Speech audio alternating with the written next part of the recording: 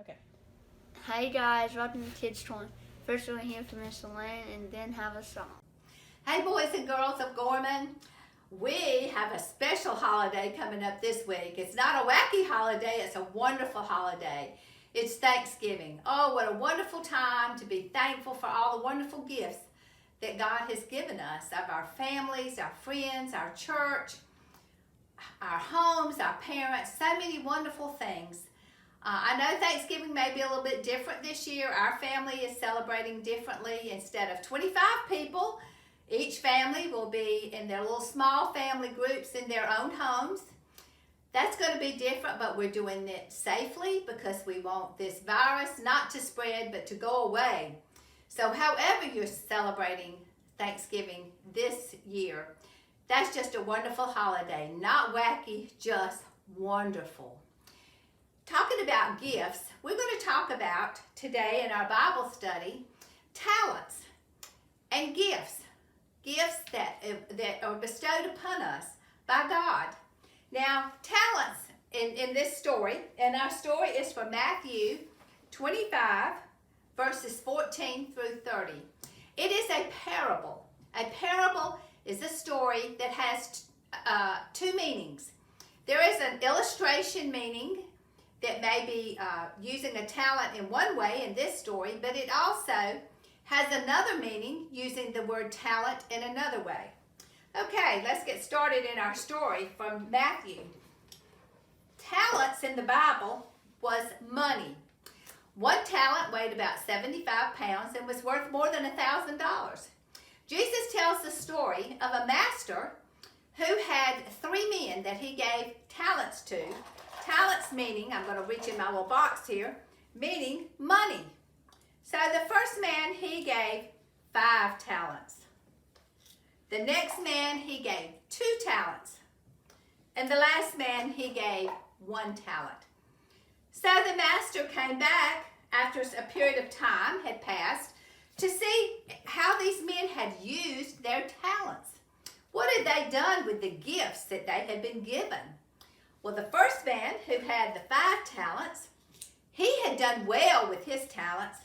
He had used his talents and had shared his talents and had doubled what the original amount of his talents were. The second man did the same thing. He took his 2 talents, he used them wisely. He shared them and he came back with more than he had to begin with. The message to these 2 men from their master was, "Well done, good and faithful servant." The third man, who got the 1 talent, he didn't do anything. He didn't try to use it. He didn't try to make it grow. He didn't share it. It was just still 1 talent unused. And the message to that man from the master was, "You're lazy. Nothing good came of the gift that you were given." So how does this become a parable? This is talking about this kind of talent, but the point of the story, or the example that this story is telling us in the parable, is that God gives us talents. We have talents. Some people can sing. Some people can play the piano.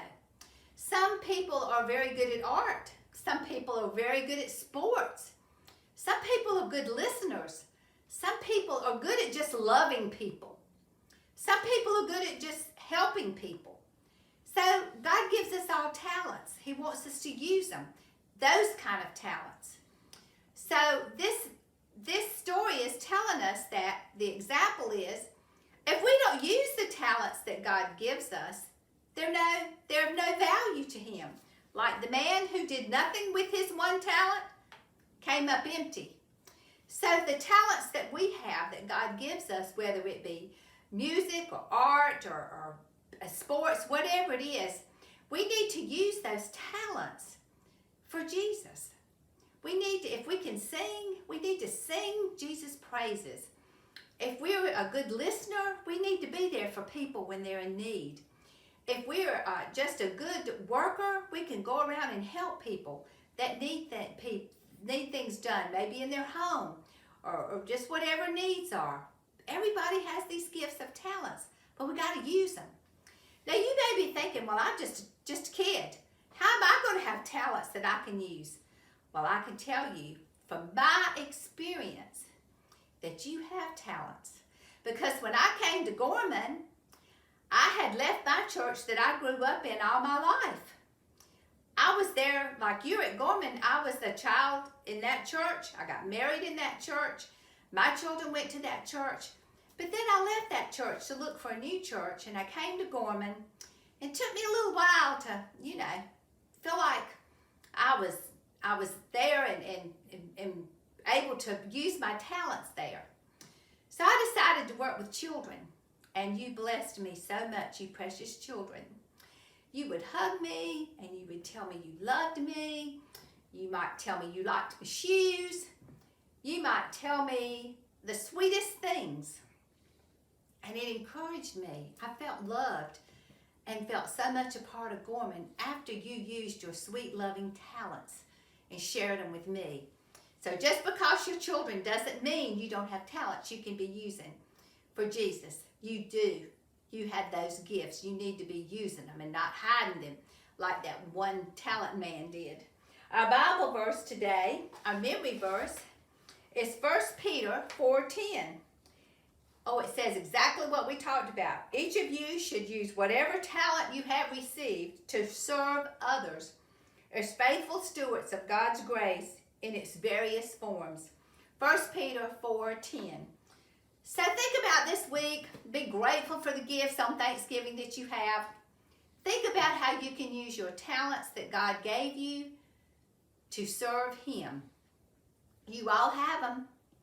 Let's see what we can do with them. It'll be so exciting to unfold the talents that God has given us. I love you, and I hope you have a wonderful Thanksgiving.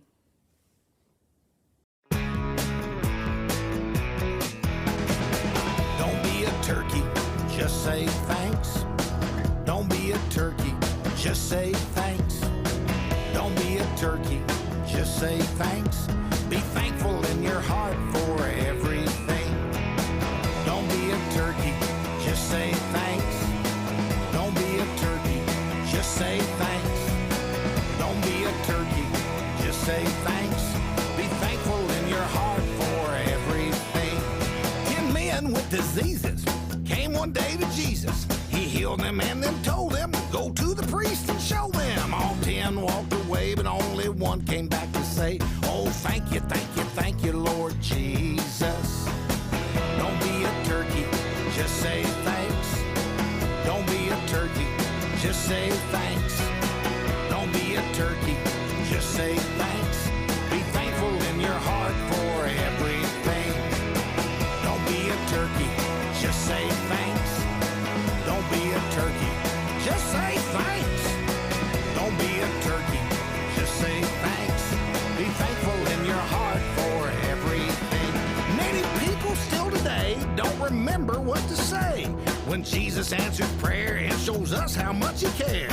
So every single day, don't you forget to say, oh, thank you, thank you, thank you, Lord Jesus. Don't be a turkey, just say thanks. Don't be a turkey, just say thanks. Don't be a turkey, just say thanks. Be thankful in your heart for everything. Don't be a turkey, just say thanks. Don't be a turkey, just say thanks. Don't be a turkey, just say thanks. Be thankful in your heart for everything. Be thankful in your heart for everything. Be thankful in your heart for everything.